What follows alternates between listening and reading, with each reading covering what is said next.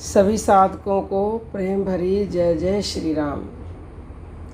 देखिए प्रेमी भक्तों, कई बार साधक बहुत कड़ा परिश्रम करता है, नाम जप करता है, दिन रात कोशिश करता है कि उसे नाम जप में सफलता मिल जाए, लेकिन कड़ी मेहनत करने के बाद, कोशिश करने के बाद भी उसको सफलता नहीं मिलती है।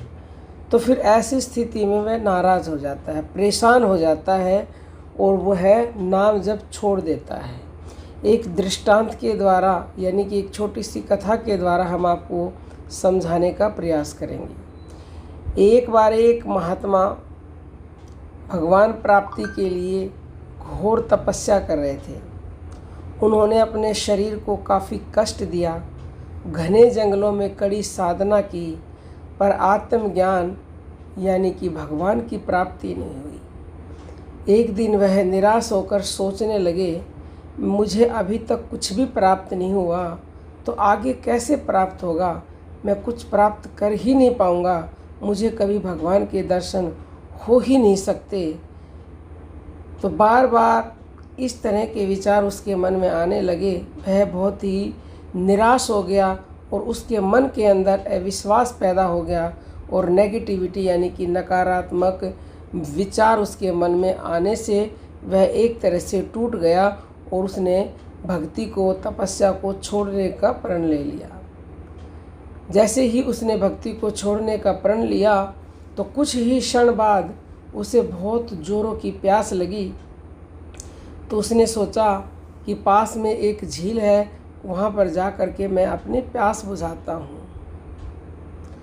तो जैसे ही वह झील के किनारे पहुँचा तो वह एक दृश्य देखता है कि एक नन्ही सी गिलहरी के 2 बच्चे झील में डूब रहे थे। पहले तो गिलहरी बैठी रही, फिर कुछ देर बाद उठकर वह झील के पास गई, अपना सारा शरीर झील के पानी में भिगोया और फिर बाहर आकर पानी झाड़ने लगी। ऐसा वह बार बार करने लगी। महात्मा सोचने लगे, इस गिलहरी का प्रयास कितना मूर्खतापूर्ण है, क्या कभी यह इस झील को सुखा सकेगी। किंतु गिलहरी का प्रयास लगातार जारी रहा। महात्मा को लगा मानो गिलहरी कह रही हो कि यह झील कभी खाली होगी या नहीं, यह मैं नहीं जानती, किंतु मैं अपना प्रयास नहीं छोड़ूंगी। अंततः उस छोटी सी गिलहरी ने महात्मा को अपने लक्ष्य मार्ग से विचलित होने से बचा लिया। वह सोचने लगे कि जब यह नन्ही गिलहरी अपने लघु सामर्थ्य से झील को सुखा देने के लिए दृढ़ संकल्पित है तो मुझ में क्या कमी है। मैं तो इससे 1000 गुना अधिक क्षमता रखता हूँ। यह सोचकर महात्मा ने सबसे पहले गिलहरी के बच्चों को डूबने से बचाया और पुनः साधना में लग गए और दिन रात साधना में लगे रहे। तो एक दिन उन्हें ज्ञान का दिव्य आलोक प्राप्त हुआ, भगवान का साक्षात्कार हुआ। तो कहने का अभिप्राय यह है कि आपको भी लाभ नहीं मिल रहा है और आप परेशान हो रहे हैं और आप जो है निराश हो चुके हैं कि हमें कुछ भी नहीं मिल रहा है, हम भक्ति कर रहे हैं, तो धीरज रखिए, क्योंकि कारज धीरे होते हैं, काहे होते अधीर बंदे। अधीर होने की आवश्यकता नहीं है, समय लगता है।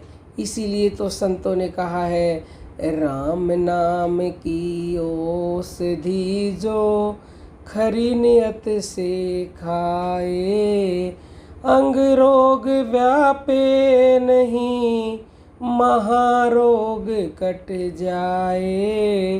धीरज से, संयम से जो निरंतर राम नाम जप करेगा उसके महारोग कट जाएंगे, समस्त समस्याएं दूर होंगी और उसको आत्मज्ञान और ब्रह्म ज्ञान भी होगा। लेकिन नाम जप से यदि लाभ ना मिल रहा, आपको लगता हो कि लाभ नहीं मिल रहा हो, लाभ मिलता है लेकिन आपको फिर भी लगे कि नहीं मिल रहा है, तो सफलता मिलने में समय लगता है।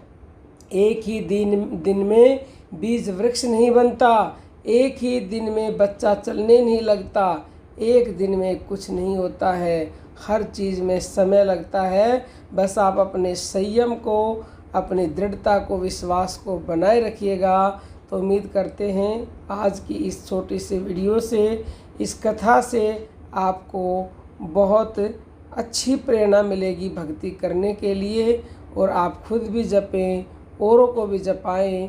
इस वीडियो को शेयर कीजिए। कोई भी आपका प्रश्न हो तो यूट्यूब पर आप जो है मैसेज या कमेंट करके पूछ सकते हैं, और दीक्षा लेने के लिए 9958515054 पर व्हाट्सएप मैसेज कीजिएगा। अब हम अपनी वाणी को विराम देते हैं। सभी भक्तों को जय श्री राम।